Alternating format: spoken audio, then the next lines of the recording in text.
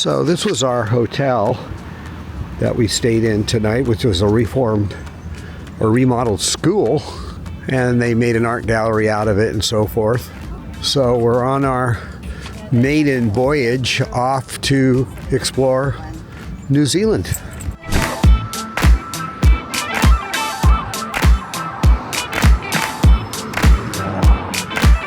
Rural New Zealand, on our way to Mount Cook, stopping at the Farm Barn little restaurant.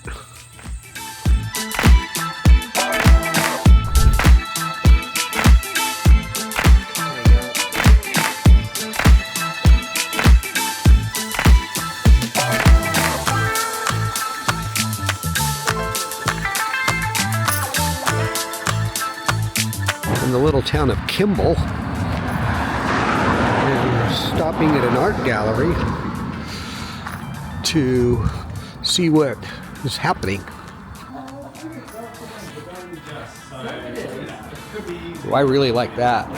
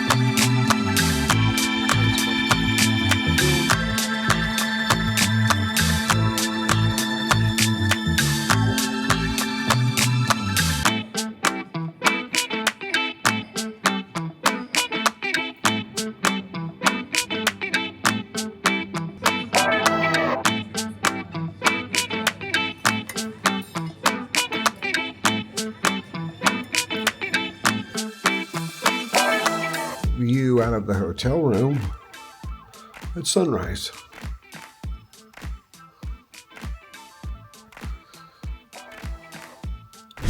And here we have a bronze of Sir Edmund Hillary, who cut his climbing chops on Mount Cook.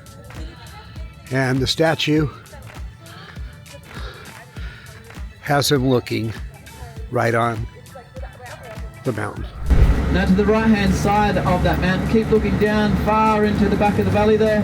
It's got a big peak. That is Aoraki Mount Cook. That is the highest mountain here in New Zealand. 3,724 metres tall is that mountain.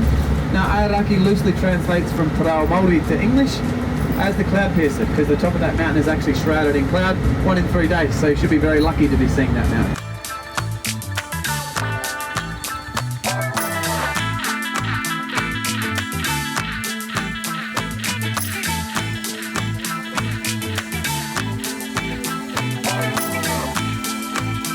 So in the middle of summer, this water can get anywhere up to about 6 degrees, 8 degrees. Beneath that, sunlight doesn't get any further, so that means that water doesn't get any warmer whatsoever. So down the bottom, pretty much frozen, they say. A warm, little sludgy grey, 0.01 degrees, so very cold. So with that, that actually means that there's nothing living in this lake out here, because there's no photosynthesis. The source of life for cells, everything to keep us growing and surviving, doesn't happen in this lake. So no fish. Now a bit more about that glacier down the end there. That's the end that we can see. That's not the start, that's where our icebergs come from. So the glacier terminates into our lake, giving this the terminal lake. All right, it's pretty counterintuitive when we start to break things down a little bit. So I'll go straight up the valley, so straight back towards the Southern Alps down there. So the west coast is just over that mountain range. Straight up for 11, and then it makes a really sharp right-hand turn behind the Multi-Brun Range. The Multi-Brun Range is that range there to the right-hand side. So it goes behind there for 12 kilometers, and that part of the glacier looks completely different. It's really white because we are climbing a a gradient of elevation as we go to the start of the glacier. So it's colder, higher, thinner atmosphere, all right? Alrighty folks, now let me introduce you to this. This is an iceberg. Believe it or not, it's not just a big pile of rocks. I know it's starting to look just like a big pile of rocks, but this is an iceberg. Now this is our largest iceberg out here in the lake. It's the largest iceberg we've had all season, and it broke off from the glacier at the other end of the lake 3 weeks ago. Yeah, that's how long this one broke off. Now we didn't see it down this end of the lake for about 2 whole weeks because we had southerly breezes that were holding this all the way at the other end of the lake. Now in one whole night, one day, pretty much 24 hours, this huge iceberg came from the other end to here. That's how quick these things can move because they float, right? And every single piece of glacial ice today that you look at, whether it's these icebergs here, this large one, they all float with 10% above the surface and 90% below the surface. So what we are looking at here is a jigsaw puzzle. So these are called crystals, ice crystals in fact. Now we were talking about fern at the start of the glacier, and we were talking about molecules and the structure of ice. So when ice freezes from snow into ice, it restructures itself as these weird crystals. It's quite cool. So under all of its pressure, it reforms into a giant jigsaw puzzle. So what I'm holding in my hand is anywhere from 300 to 600 year old ice. That is a big jigsaw puzzle. Copy. So, in a minute, we can see just how much of a jigsaw puzzle this is. So this will perfectly go back to exactly where it came from. And if you hold it up to the sun, it does shine like a diamond. The reason it's so clear and it's so beautiful is because it's spent hundreds of years under its own weight, pressing all of its air out, changing its density, changing its whole molecular structure. And that's why this is so clear. You can't create this in your freezer. You'd have to boil water, try to change the molecular structure of the water to get this.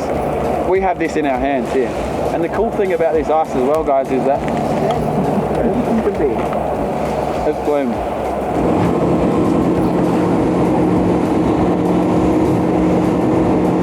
About 2 weeks old from when it broke off. Not as old as that other one, but it's about, it's roughly around 2 weeks old. So you can start to really see, you notice that if it's been there for a while, you can see the glacial rock flower, you can see the big thermal notches, you can see the new ones being formed. You can really start to track the age of these ones. Now I keep on coming over to this one in the anticipation and hope that we see this break, because when this does break, all of its momentum is moving this way. So eventually, you may see it roll, but not today. Now this one here, we can see it is slowly starting to lift. You can see the thermal notch there, but there's quite a few features happening with this iceberg. Alrighty folks, welcome to the Tasman Glacier. So what you are looking at is the terminal face of the glacier. So that is where the icebergs have come from today. The ice we've touched, we've tasted, we've looked at, we've seen blue ice, we've seen white ice, we've seen thermal notches, we've seen 10, we've seen 90, we've seen it all. Believe it or not, 3 weeks ago there was no ice out here, so you're very lucky to be seeing what you are seeing. We are bound by the environment. So here with Edmund Hillary in the background and Mount Cook behind me, we've just concluded the Glacial Express tour. Just a fantastic thing. And this Hermitage Hotel is also just a must-see, must-stay. Dedication to Edmund Hillary, but also dedication to the wonderful people of New Zealand.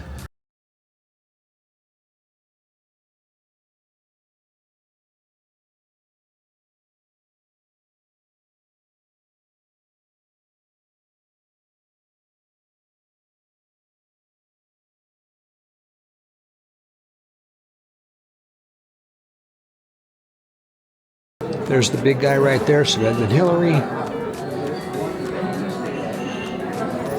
And inside the Hermitage, one of the original aircraft that looks like a Cessna 150 or something like that with the snow skis on it. Inside the dining area here in the Hermitage, and as you can see, the view outside in a crystal clear day where we can capture Mount Cook.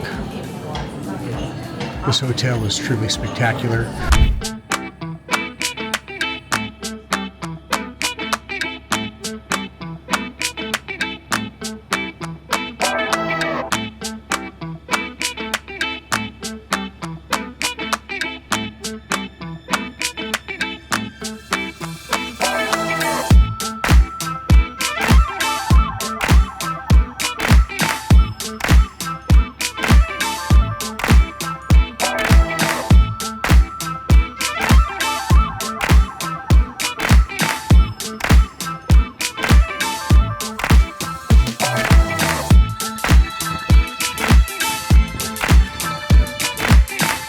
So Toby's brought us up here on the Casman Glacier. Pretty amazing experience, to be honest with you. It's just great.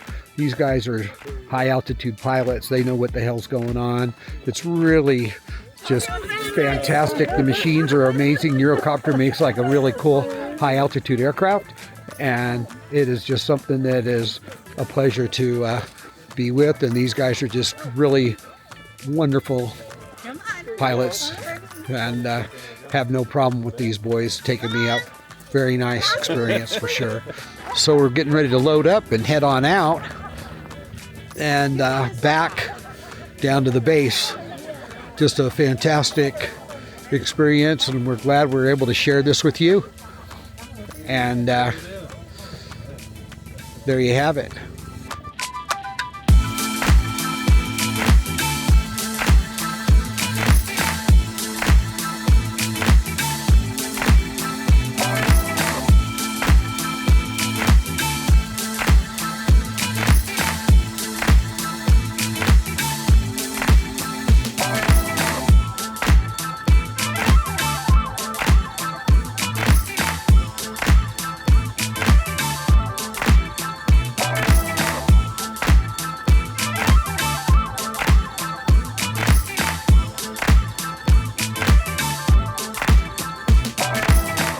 The Hermitage is going to be our pass. We're leaving for Dunedin right now, and it's been a just great stay at this hotel. Really loved it, and really think anyone that would visit Mount Cook should make it an effort to stay here at the Hermitage. In the background, you can see the hotel. We are up in that high area in the back of me, and the views of those rooms are just absolutely spectacular. So thanks for joining our video about Mount Cook, New Zealand, and now we're off to the coast in Dunedin on our way.